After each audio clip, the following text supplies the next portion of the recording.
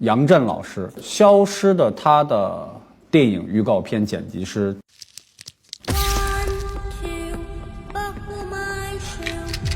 救我！何为我？你究竟是谁啊？我的妻子她失踪了。老公，这位女士就是你的太太。老公，我自己老婆我还能不认识吗？老公，你到底谁的你？老公，我错了，别打我！这女人就是个疯子。在别人看来，你才是那个疯子。老公，欢迎来到东南亚。我精神真的没问题。没有创作者会丢弃自己的创作工具。他就是何爱。救救我！老公，你可太会吃你活了。这里只有我呀！别吓我，我是木子呀！你信不信我现在就弄了你？够了，别再吃这个药了，医生都不让你吃了。不要给我！你没发现是你太太一直在保护你吗？我没有疯，我真的没有疯。你放弃自己就算了，你别拖我下水。你们到底要什么？我要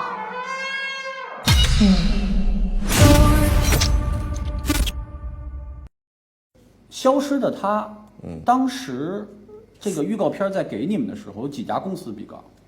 大概在给我们之前是3家，给你们之前是3家比稿，对，也就是首先是3个制作预告片的公司进行比稿，对对对，你们内部就你们公司的内部也有比稿，对那你们也有比稿内部当时是几个人剪了这支广告3个，加上你3个，对，加上我，就是你们3个人都被选上去了，还是我和老板的，和老板剪的这一版被选上去和其他公司比稿？对然后最终你的这一稿对，一共胜出了，一共是4支嘛，基本上每一家公司都在出2到3版，就是这么去比，最后你胜出。对，有没有一种就是从这个预选赛、小组赛到半决赛到决赛的？没有，直接就是定了，直接就当时就敲定了。当时就敲定了。说真的啊，老板还在剪辑的话，那他是真的是爱。但他是真热爱，真是热爱。我这个老板就是我这老板，我是特别佩服他，就是也是我。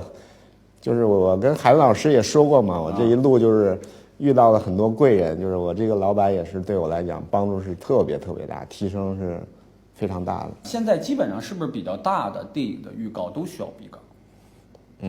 也不是，主要还是看公司的实力，还是看公司的实力。有一些比如说头部的可能就不需要比稿，对，就直接可能就内部敲定了。你剪辑的预告片有没有比稿被比下去的时候？有啊，就是你也被同事比下去过，也有被别的公司比下去过。那你比下去以后会不会总结问题？当然会啊。所以你认为你被别人比下去是自己的专业不如别人，还是自己的技术不如别人，还是自己的人脉不如别人？专业和技术了。专业和技术。对，你要是真剪得很出色的那种，而且正好戳动甲方的痛点，他没有理由选别人。那甲方的痛点会提前跟你们说吗？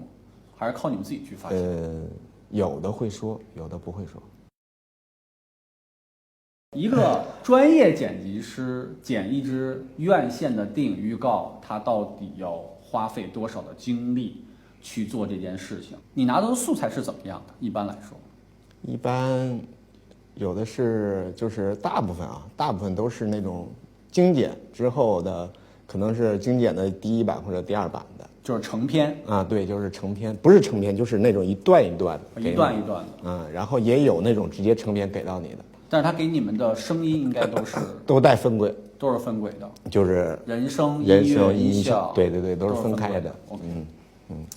你如果拿到一个电影的片子，想剪一个电影预告，你需要看几遍？这就不计其数了。像《消失的她》就拿这部电影来说，至少也得有个10遍以上吧。自己看10遍，那可不是吗？电影预告片的剪辑师会做一些笔记吗？会做一些，对，基本上就是手写的这种笔记。对，不是手写的，也是在 Word 上。你大概会在第几遍的时候开始做笔记？第1遍就开始，就刚看第1遍吗？对，跟第1遍的时候，主要是记一下这个，就是以观众的视角来看这部片子，哪些地方对我产生一些记忆点，就是简单的记一下，然后比如说它的一些什么突发事件啊，或者是就是诱因啊，一些东西什么的都会记一下。但总体来讲，还是以一个观众的，不是以专业的这种剪辑师去看，对。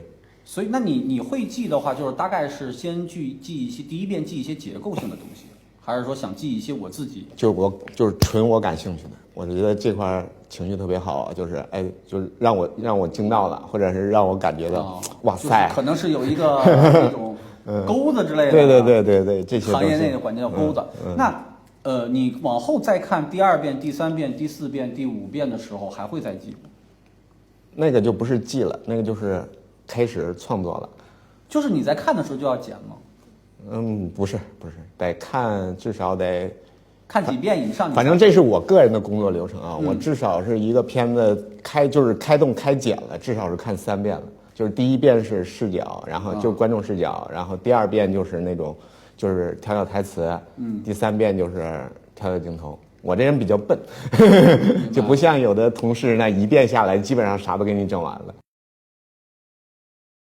老师能讲一下电影预告片怎么挑素材吗？来英美吧，啥也别说了。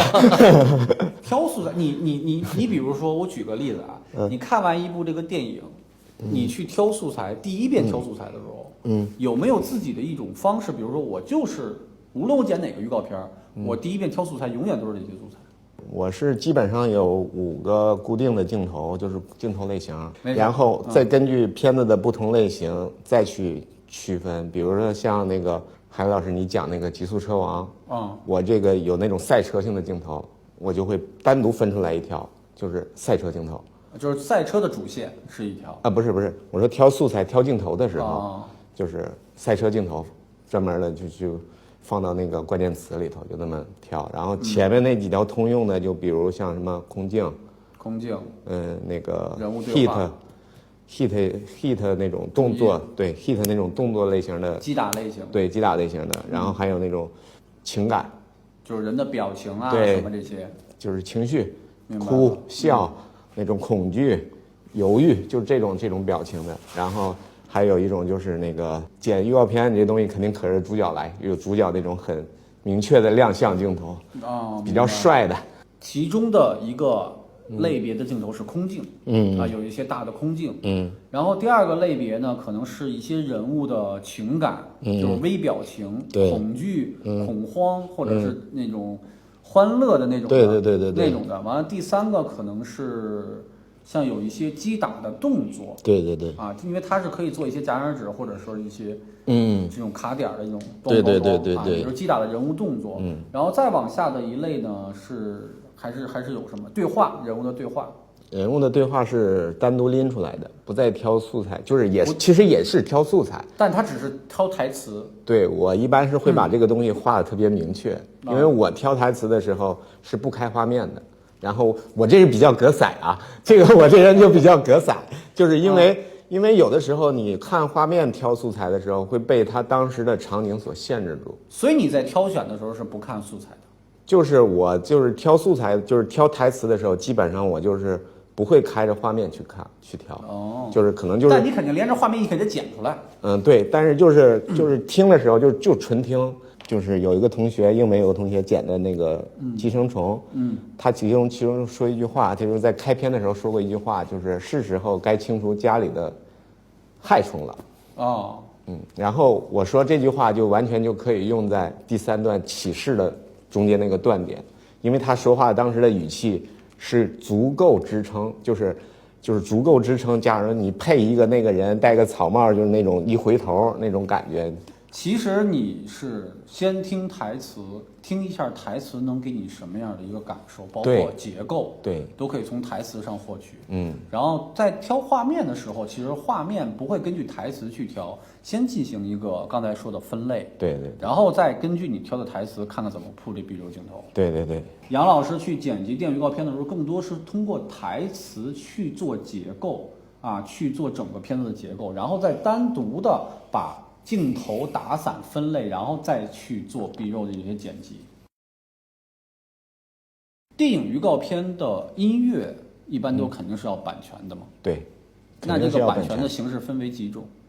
就国内发行的版权就会买国内的版本，然后如果就涉及到国外的，你像那个消失的她就现在上的奈飞嘛，然后也得买这个音乐的国外的版权。国外的版权。对。那我举个例子啊，比如说，那这个音乐一般是直接去买，还是说让音乐老师去做一个音乐？都有，都有。哪个会更多一些？一般的用罐头音乐会很多，但是现在越来越多的会，你拿到一个挺好的曲子，但是不是很适合的情况下，会去找混音编曲老师重新把这个编一遍。再重新根据你的 demo 去编一遍。对对对。看直播的同学可能他们不会去剪电影预告片，就没有入这个行业，但他们业余是想剪的。但我相信他们总是找不对音乐，因为电影预告片的音乐其实还就听起来还挺有套路的。对，摇滚居多，鼓点咣咣咣，摇滚居多。对，那你能不能分享，比如说他们在哪里可以选比较好的一个电影预告片的音乐？要做个人练习的话，网易云上就行了。个人练习网易云就行。那搜索的关键词就是电影预告片还是？就是搜索，就是搜预告片，或者是搜一些比较厂牌，镭射狗，然后还有那种就是比如说 Audio Machine 这些东西都可以用。就是当然仅仅是作为个人练习，就是不能商用嘛。对，不能商用。所以你们在剪辑的时候，比如说你们也会先去。网易云或者是不会，你们就直接去官方的。对，我们会去官方的罐头音乐上去找了。找完了，下载下来以后，反正先 demo 用。对 ，demo 用，然后甲方确定了再去购买。对，我自己也有一个文件夹，里面就是网易云上有那种，就是关键词就是预告片。如果大家能搜到我的那个收藏，也可以从里头挑一挑，顺便给我涨一波人气。可以，那你现在可以说一下，你那个是进网易云搜索你的收藏吗？不是，就是网易云，你就搜关键字预告片，然后点那个专辑还是点什么的，就能看到。反正我的那个，你那有没有名字？特殊的名字？我没有特殊名字，我那个收藏就是叫预告片。音效的话，基本上就都是用你们自己的一个，或者是公司的一个这个，对，收藏了。对，这个音效这方面，就是每个剪辑师都会有一个自己的库，都有自己的音效库。对，其实你有自己的音效库。对，我有的。你音效库里面更多的是属于哪一类的音效？都有，就是常用的，你觉得是哪个？常用的还是音乐音效，上升音。上升 hit 重音，还有那个脉冲，嗡嗡嗡这种声音，然后还有 glitch， 咯咯咯咯咯咯，还有一些零零碎碎的齿轮、钥匙什么咔咔，反正我比较擅长剪这种悬疑嘛，就爱整这些东西，就特别那种，听起来就特别有悬疑感的那种音效。对，也就是说，即使你不是这个画面，也有可能会用到。对，我可能会用上。那比如说《消失的她》里面会不会有这种你说的这种方法？有2个，一个是那个文咏珊抽桌布，就是抽他那个，就是他跟朱一龙坐那块，他一这么歘一甩那个布，我下面叠了是一个出鞘的声音，就剑出鞘。对，剑出鞘，因为后面我要开枪了，哐哐哐，我要让这个人陷入危机了嘛。然后但是抽桌布很明显是没有劲儿的。就是他那个声音其实是可以忽略不计了，可以忽略不计就没有。所以有的时候电影的动作，电影预告片里面的人物的动作的声音，是需要用别的音效给他一些代替的。对，你要一个意象上的有给他想完，还有他落水的那个镜头，我在我的那个原先的工程上加的就是一个落水花砰落下去，然后后面加了个 hit 重音，咚，金属 hit 很亮，咣，然后顺带带了点铁链子嘎啦嘎啦拉地上的声音，就是想让给大家就是看的时候感觉他好像陷入了这种牢笼里。是有甲方给的标准字，比如像那个《流浪地球》，对，他那个不是手写毛笔那种字吗？那些我们管那个通称为叫标准字，就是都是甲方给过来的。给过来的，对。